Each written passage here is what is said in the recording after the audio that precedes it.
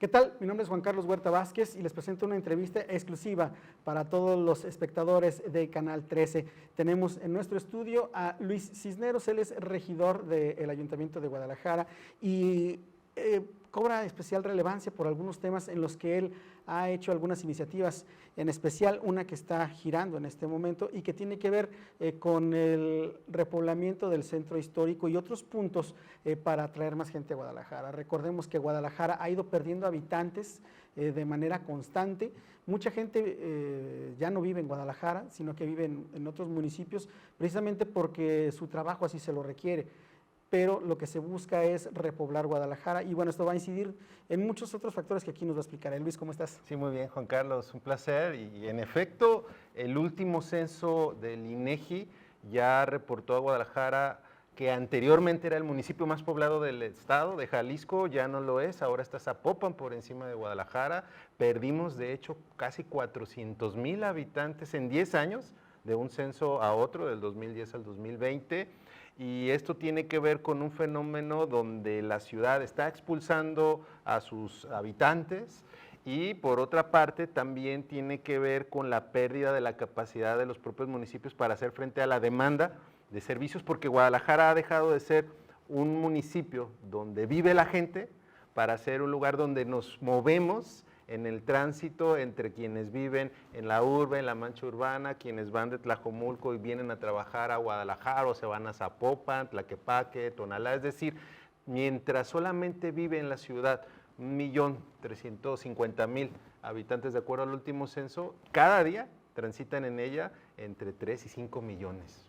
Y bueno, del trabajo que se está haciendo es aprovechar precisamente esa masa territorial que se hizo en Guadalajara a raíz de los Juegos Panamericanos. Correcto. Se ha aprovechado ese espacio que quedó pues oneroso, como es el caso de los alrededores del Parque Morelos, Sí. Donde pues es un centro importante como para garantizar la habitabilidad de personas, ¿no? Ya se hizo un primer proyecto, si mal no recuerdo, con unos departamentos que están del lado de donde está el Monte de Piedad, pero se prevén otros, platícanos. Sí, eso que tú acabas de referir en realidad es una de las grandes tragedias en materia urbana que ha vivido la ciudad. Lamentablemente la política partidista, la política mal entendida, se interpuso en algo que era un proyecto muy noble, me parece, aprovechar que se iban a celebrar los Juegos Panamericanos en la ciudad, generar el complejo de residencia para los atletas, las villas panamericanas en el centro histórico, en el corazón, en el Parque Morelos. Para ello se hizo una inversión muy importante adquiriendo los terrenos aledaños al Parque Morelos. Era un proyecto que una vez que los atletas dejaran la ciudad se iba a permitir a que se pudiera comercializar esas villas panamericanas. Se metió la política, la grilla lamentablemente, y ahora tenemos unas villas ahí en una parte que impacta directamente en la primavera, que tiene un costo ecológico importante, y al mismo tiempo nos quedamos con terrenos que no tenían ningún uso en el centro de la ciudad. Ya a partir de la administración anterior, con la gestión del gobernador Enrique Alfaro, desde antes también con el propio gobernador Aristóteles Sandoval, que en paz descanse, iniciaron las gestiones para poder licitar estos terrenos a desarrolladores que generaran un esquema de vivienda que permitiera ir ganando población en el centro histórico, ¿no? El centro histórico es un lugar donde durante el día hay mucha gente, hay burócratas, funcionarios públicos, hay mucho comercio, hay gente que visita el centro para comprar el abasto que necesitan pues, en la colonia, pero en la noche se vuelve una cueva de lobos, está oscura, mucha inseguridad, y esa es una parte de lo que queremos nosotros recuperar, llevar vivienda. Ese es uno de los proyectos que tú bien dices. Ya hay 3 terrenos que se licitaron, que están en desarrollo. Sin embargo, un tema importante también es el costo de la vivienda en la ciudad. Un hecho real que ha provocado esta migración, esta salida de tapatíos y tapatías de la ciudad en donde nacieron, donde son sus familias, dejando las casas solas, sobre todo en el centro hay mucho abandono de propiedades muy antiguas, que están ya muy deterioradas, que incluso provocan un tema de inseguridad, que gente que se va y se mete en esas viviendas abandonadas, que están en deterioro y que pueden provocar un riesgo también en materia de protección civil, tiene que ver con el costo de la vivienda. Hoy vemos que hay afortunadamente muchos desarrollos verticales. La ciudad ya no puede, Guadalajara al menos no puede crecer a los lados, está copada por los municipios de la mancha urbana, no hay más que crecer para arriba. Afortunadamente ya se está desarrollando, sin embargo, hay colonias como es Providencia, como es Chapalita, donde están concentrando mucho de este desarrollo vertical y es un alto valor del uso de suelo de esas colonias que hace muy costoso el que una persona con un sueldo, digamos, promedio pueda adquirir una de estas viviendas. Por eso es que ahora la política municipal de Guadalajara, impulsada por el presidente Pablo Lemus, está orientada a generar vivienda a un costo accesible para que familias pequeñas o igual estudiantes o personas que están teniendo apenas su primer trabajo, una o dos personas, una familia de 3, pueda adquirir un departamento a muy bajo costo y ese es uno de los programas estrellas de que te agradezco que me permitas venir a platicar contigo. Bien, entre estos proyectos destacan algunos como en la zona Olatos, que ciertamente el suelo se lo permite, aun cuando Guadalajara muchos años fue una ciudad enana, me refiero porque no había muchas construcciones verticalidad, altas, ¿sí, no? los propios planes de desarrollo urbano no te permitían. Era siempre hacia lo ancho, nunca hacia lo largo, y más bien, perdón, hacia lo alto. Y el tema es, por ejemplo, en Oblatos, este de proyecto que se acaba de lanzar por parte del alcalde Pablo Lemus Navarro. Sí, Guadalajara tiene la gran ventaja de que ya están todos los servicios, tenemos agua, es una ciudad compacta donde la gran mayoría de los jaliscienses todavía trabajan y estudian, donde no duermen por esa falta de posibilidades de acceder a una vivienda económica. Nosotros en el municipio teníamos 5 terrenos municipales que no tenían ningún uso, eran unos lotes, son lotes aún todavía. Sí. Lo que hicimos en esta administración del presidente Lemus fue licitar estos terrenos que estaban sin ningún uso a desarrolladoras que se comprometieran a poder construir los proyectos que nosotros teníamos, los diseños arquitectónicos que les propusimos en ese terreno, con una condición, con que ese desarrollo vertical que generaran, al menos el 40% de las viviendas de los departamentos que se construyan fueran a un costo accesible para los tapatíos. ¿De qué estamos hablando? De un costo por departamento que estuviera entre los 500,000 y los 900,000 pesos. El costo promedio de un departamento en la ciudad, en estas zonas pues de alto valor, como hemos mencionado, puede llegar hasta los 7 millones de pesos por departamento. Acá nosotros estamos condicionando que esta oferta, al menos de 500 departamentos, unidades de vivienda que se van a construir, son 5 terrenos. Estos 5 terrenos tendrán que tener en total 500 viviendas, de las cuales al menos el 40%, te comentaba, serán a bajo costo, que pueden ser de 1 o 2 o hasta 3 habitaciones. Nosotros como municipio estamos aportando el terreno, pero está condicionado a que una vez que se comercialice estos departamentos, el municipio recupera a costo, al valor comercial, ese terreno que nosotros aportamos, el desarrollador… Sin la plusvalía.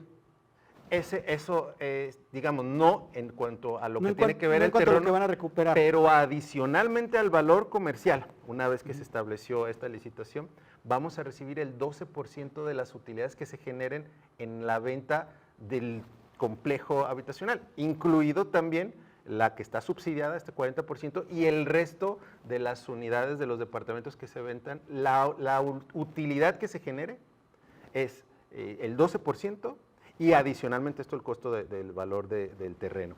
Esto es en base a la modalidad jurídica que se establece como inversión pública privada. Correcto. Es una salvedad que tiene la ley para que el gobierno pueda hacer el usufructo de estos terrenos y que no se preste a que, sí, se están acabando el terreno del ayuntamiento y lo van a estar regalando para que hagan casas. No, y de hecho es una política pública que, insisto, tiene que ver con ofrecer, en esta primera etapa estamos hablando de que esos departamentos se van a ofrecer a los servidores públicos de Guadalajara, a los policías, a los bomberos, al personal de base que trabaja en el aseo público, en los parques y jardines, que ganan un monto que no rebase ciertos umbrales, que puedan acceder a un crédito de pensiones del Estado, que nosotros también les vamos a ayudar a gestionar para que puedan tener ese patrimonio.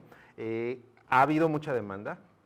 Sin embargo, se están estableciendo criterios para favorecer sobre todo aquel que tenga un familiar con alguna discapacidad o que sea una jefa de familia a cargo de sus hijos, es decir, una serie de criterios que habrán de establecerse, y también se está valorando el que un cierto porcentaje de esos departamentos de vivienda protegida, de vivienda económica, puedan ofrecerse a gente que no necesariamente trabaja en el ayuntamiento, pero que tiene acceso a un crédito de Infonavit, por ejemplo. Y te decía, con este dinero que se recupere, una vez que se vendan, que se desarrollen, que se comercialicen las viviendas, que se estima que antes de que concluya la presente administración, al menos uno de estos desarrollos ya esté en proceso de comercialización, el dinero que se recaude, que se recabe de esto, se iría a un fondo que permita al municipio seguir adquiriendo lotes para este programa de vivienda protegida. Entonces, es de esta manera que se busca repoblar principalmente el centro histórico de Guadalajara y esas zonas que pudieran ser complicadas, porque el establecer este complejo habitacional en la zona de Oblatos, pues lo que va a ayudar es a que suba la plusvalía y que se le quite el sesgo de que Oblatos es feo. Mira, y es que estamos hablando de Oblatos. En Oblatos hay dos. Al barrio de Analco, que es el barrio tradicional de Guadalajara, hay otros dos departamentos. Y hay otra en las cercanías rumbo al periférico por el lado oriente. Estamos hablando de 5 predios municipales que en efecto están en una delimitación que sí está muy urbanizada, llena de servicios que queremos llenar de vida. El caso de Analco pues es en el puro corazón del centro histórico de la ciudad, y adicional a una serie de incentivos que se están ofreciendo a los desarrolladores comerciales, digamos. Este es un programa público donde está participando el municipio como entidad pública con la participación de la iniciativa privada. Sin embargo, también a los desarrolladores se les está dando incentivos, por ejemplo, cuando se comprometen a que del 100% de las unidades de vivienda que desarrollan, a menos el 20% lo hacen en condiciones de accesibilidad económica que no excedan un monto que en este caso es de 1.200.000 para su venta. Nosotros les estamos dando algunas facilidades en materia de licencias y de permisos y del pago de las mismas licencias a esas viviendas subsidiadas. Es decir, sí hay una política pública de vivienda para permitir el repoblamiento del centro histórico y del municipio en su conjunto. Eso es, y bueno, vamos a hablar ahora sobre otro tema también del trabajo que estás realizando. Hiciste un trabajo importante con lo de las motocicletas. Y yo me cuento entre los que en un principio dijeron, creo que no es por ahí, pero bueno, ya después platicamos, lo recuerdas, y dijimos exactamente, o sea, es tan fácil comprar una motocicleta que llegas al súper y compras el cornflakes, el papel higiénico, una botella de agua, y una moto. Y te la llevas sin ningún control, ¿no? Nadie sabe quién la compró, quién tiene... Y la sacan a la calle sin tarjeta de circulación, sin placas, y tenemos los motoladrones, los delincuentes, los que llegan y te quebran el vidrio y sacan lo que encuentran en el tablero del carro, cosas por el estilo, que con esto se puede paliar. Sí, justamente exploramos diferentes medidas que pudieran permitirnos como municipio, como ayuntamiento, combatir a los motoladrones. En su momento se nos decía que estábamos estigmatizando a los motociclistas.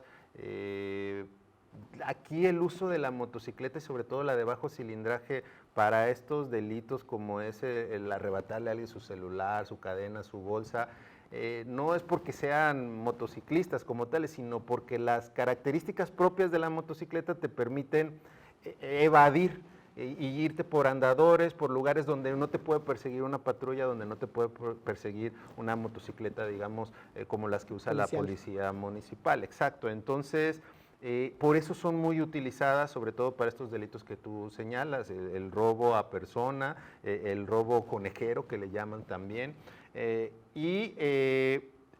exploramos diferentes medidas, desde hasta prohibir de plano aquellas zonas donde se presenta más este delito, porque son corredores donde hay sucursales bancarias, donde hay establecimientos de entretenimiento que congregan muchas personas, prohibirle el acceso, sobre todo a los motociclistas que van en pareja, porque normalmente el modo como operan estas bandas es con alguien que está conduciendo y alguien que es el que arrebata y que después se sube a la moto, arrebata el objeto de valor. Pero bueno, considerábamos que era también un problema que pudiera criminalizar a quienes sí hacen un uso correcto de las motocicletas. Entonces lo que propusimos fueron 2 medidas. La que tú señalas, tener un control de las motocicletas que se están vendiendo. Se estableció ya por ley, a propuesta de Guadalajara, en la nueva ley de movilidad, que las tiendas departamentales no puedan permitir sacar las motocicletas a menos de que quien las compra ya haya tramitado su permiso provisional o sus placas ya definitivas, ¿no? Lo que te permite tener un control. Y por otra parte también logramos que la policía municipal tuviera atribuciones para poder estar parando a una motocicleta que está circulando, contraviniendo el reglamento de movilidad. Antes no lo podíamos hacer. Los únicos que podían marcar el alto a una motocicleta era la policía vial del gobierno del estado, no la policía municipal como tal, de Guadalajara.